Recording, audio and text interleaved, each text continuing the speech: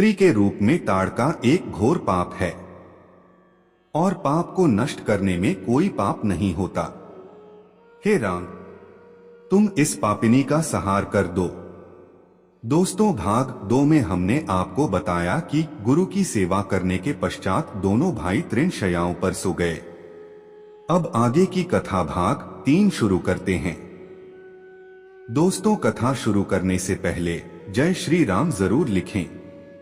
दूसरे दिन ब्रह्मा मुहूर्त में निद्रा त्याग कर मुनि विश्वामित्र तृण शैयाओं पर विश्राम करते हुए राम और लक्ष्मण के पास जाकर बोले, हे राम और लक्ष्मण, जागो, रात्रि समाप्त हो गई है। कुछ ही काल में प्राची में भगवान सूर्य देव उदित होने वाले हैं। जिस प्रकार वे अंधकार का नाश कर समस्त दिशाओं में प्रकाश फैलाते हैं, उसी प्रकार तुम्हें भी अपने पराक्रम से राक्षसों का विनाश करना है। नित्य कर्म से निवृत्त हो जाओ, संध्या उपासना करो, अग्निहोत्रादि से देवताओं को प्रसन्न करो, आलस्य को त्यागो और शीघ्र उठ जाओ, क्योंकि अब सोने का समय नहीं है। गुरु की आज्ञा प्राप्त होते ही दोनों भाइयों ने शैया त्याग दिया और नित्य कर्म एवं स्नान ध्यान आदि से निवृत्त होकर मुनिवर के साथ गंगा तट की ओर चल दिए। वे गंगा और सरयू के संगम, जहां पर ऋषि मुनियों तथा तपस्वियों के शांत व सुंदर आश्रम बने हुए थे, वहां पर पहुंचे। एक अत्यधिक सुंदर आश्रम को देखकर रामचंद्र ने गुरु विश्वामित्र से पूछा, हे गुरुवर, यह परम रमणीक आश्रम किन महर्षि का निवास स्थान है? राम के प्रश्न के उत्तर में ऋषि विश्वामित्र ने कहा, हे राम, यह एक विशेष आश्रम है। पूर्व काल में कैलाशपति महादेव ने यहाँ घोर तपस्या की थी।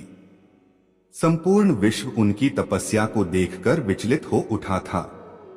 उनकी तपस्या से देवराज इंद्र भयभीत हो गए और उन्होंने शंकर जी के तप को भंग करने का निश्चय किया। इस कार्य के लिए उन्होंने कामदेव को नियुक्त कर दिया।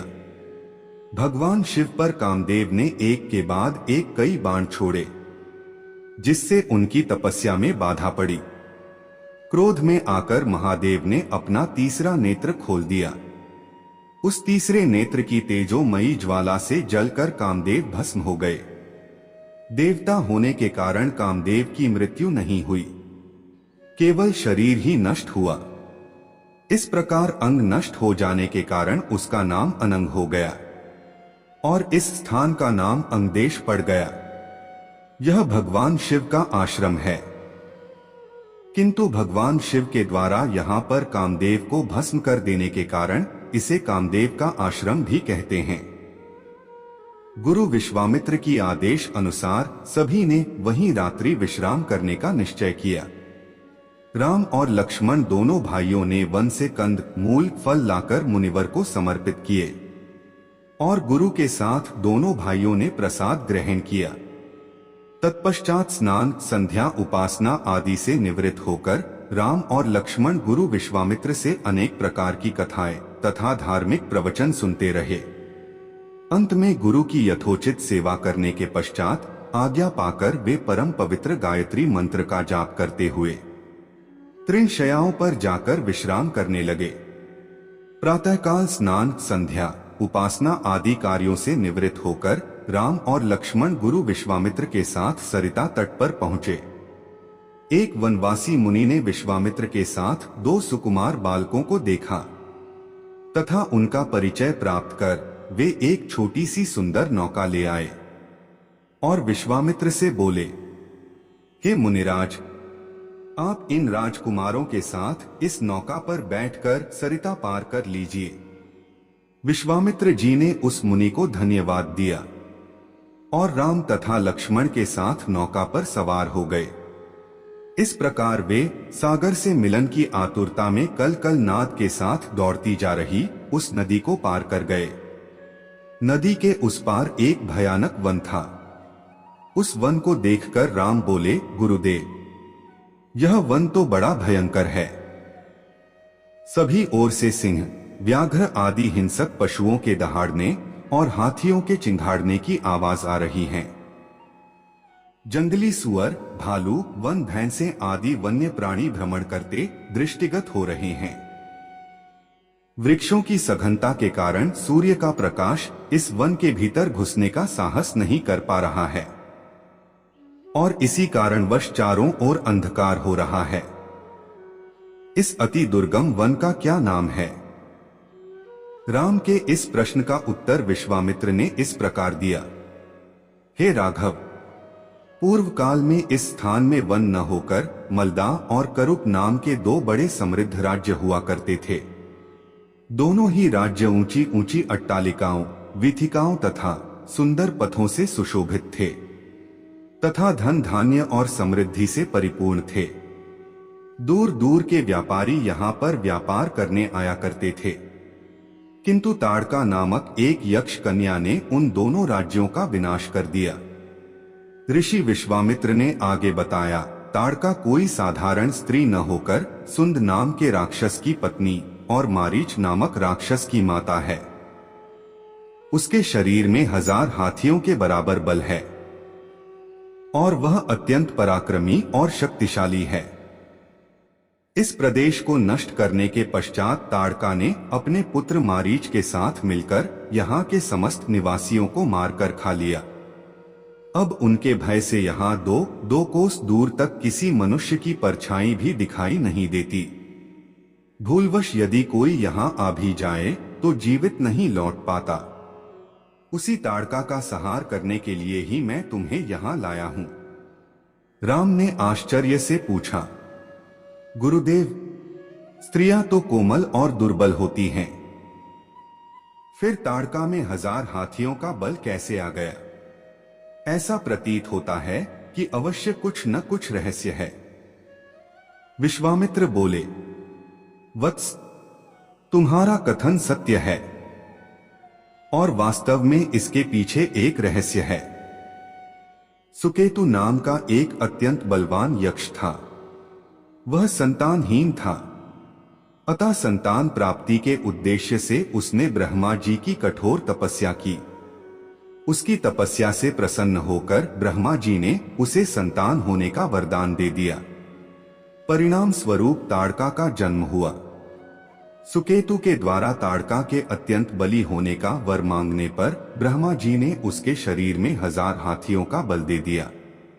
विवाह योग्य आयु होने पर सुकेतु ने ताड़का का विवाह सुंद नामक राक्षस से कर दिया और उससे मारीच का जन्म हुआ। मारीच भी अपनी माता के समान बलवान और पराक्रमी था। वह सुंद राक्षस का पुत्र होकर भी स्वयं राक्षस नहीं था, किंतु बाल्यकाल में वह बहुत उपद्रवी था। ऋषि मुनियों को अकारण कष्ट दिया करता था। उसके उपद्रवों से त्रस्त होकर एक दिन अगस्त्य मुनि ने उसे राक्षस हो जाने का शाप दे दिया। अपने पुत्र के राक्षस गति प्राप्त हो जाने से सुंद अत्यंत क्रोधित हो गया और अगस्त्य ऋषि को मारने दौड़ा। इस पर अगस्त्य ऋषि ने शाप देकर सुंद को तत्काल भस्म कर दिया। अपने पति की मृत्यु का बदला लेने के लिए ताड़का भी अगस्त्य ऋषि पर झपटी। इस पर अगस्त्य ऋषि ने शाप देकर ताड़का के सौंदर्य को नष्ट कर दिया और वह अत्यंत कुरूप हो गई। अपनी कुरूपता को देखकर और अपने पति की मृत्यु का बदला लेने के लिए ताड़का ने अगस्त्य मुनि के आश्रम को नष्ट करने का संकल्प किया है। हे राम, मैं तुम्हें आज्ञा देता हूँ कि तुम ताड़का का वध करो। तुम्हारे अतिरिक्त इसका वध कोई भी नहीं कर सकता। अपने मन से यह विचार निकाल दो कि यह एक स्त्री है और स्त्री का वध मैं कैसे करूं? स्त्री के रूप में यह एक घोर पाप है और पाप को नष्ट करने में कोई पाप नहीं होता। समस्त संशय को त्याग कर मेरी आज्ञा से तुम इस पापिनी का संहार कर दो। राम ने कहा, गुरुदेव, आपकी आज्ञा मुझे शिरोधार्य है। समस्त मानवों के कल्याण के लिए मैं अवश्य ही ताड़का का वध करूंगा। इतना कहकर राम ने अपने धनुष पर बाण रखकर उसकी प्रत्यंचा को कान तक खींचकर भयंकर टंकार किया। टंकार से उत्पन्न ध्वनि से समस्त वन प्रांत गुंजायमान हो उठा। वन्य प्राणी भयभीत होकर इधर उधर भागने लगे।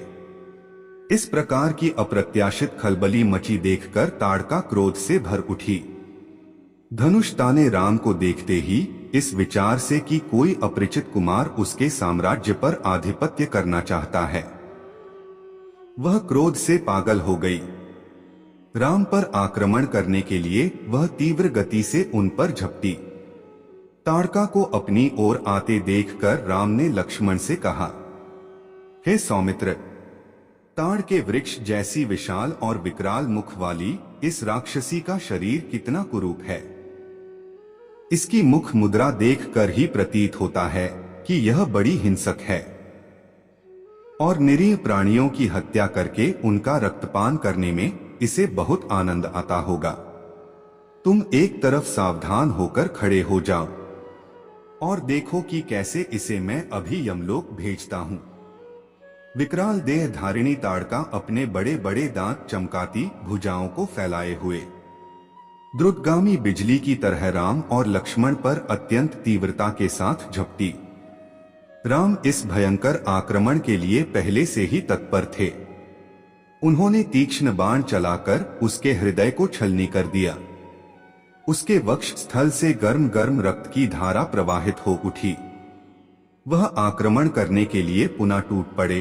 इससे पूर्व ही राम ने एक और बाण चला दिया जो सीधे उसके वक्ष में जाकर लगा।